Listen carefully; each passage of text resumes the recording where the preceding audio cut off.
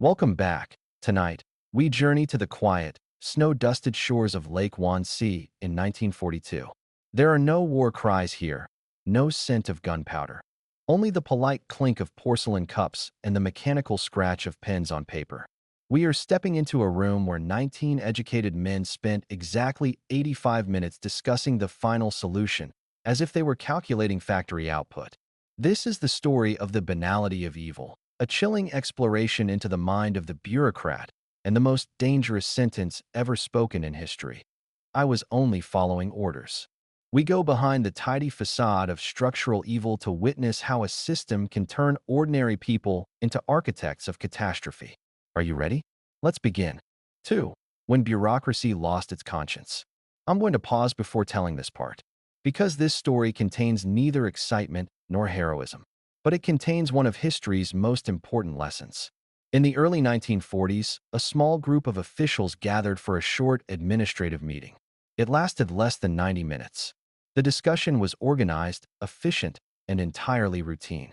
The written notes were calm and technical, reading more like office documents than conversations about human lives. Every decision was treated as a logistical task. Every problem became a matter of paperwork, transportation, scheduling, and statistics. The most disturbing lesson is that enormous harm does not always begin with chaos or anger. Sometimes it begins with ordinary people performing ordinary jobs without asking whether those jobs are right. Administrators completed forms. Lawyers approved policies. Planners organized transportation. Clerks recorded numbers. Each person handled only a small piece of the process. No one felt fully responsible, because responsibility seemed to belong to the system itself. This is one of history's greatest warnings. When people stop questioning the systems they serve, routine work can produce extraordinary suffering. Even today, this lesson remains relevant. Institutions, organizations, and technologies can all create harmful outcomes when efficiency becomes more important than conscience. The meeting ended. People returned to their daily routines. Everything appeared normal. That is precisely why this story matters. The greatest dangers are not always loud. Sometimes they arrive quietly, hidden inside ordinary procedures, familiar routines, and unquestioned decisions.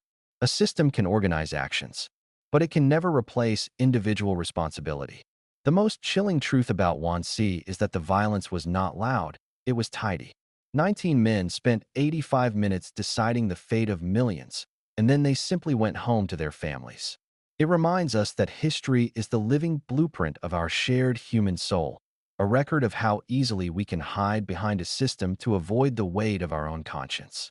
In the thin line between duty and morality, we find that the most dangerous evil is the one that looks perfectly ordinary. Now, as the silence of the lake settles, let these lessons rest in the quiet part of your mind. The world will need your clearer eyes in the morning. Rest well, and see you soon.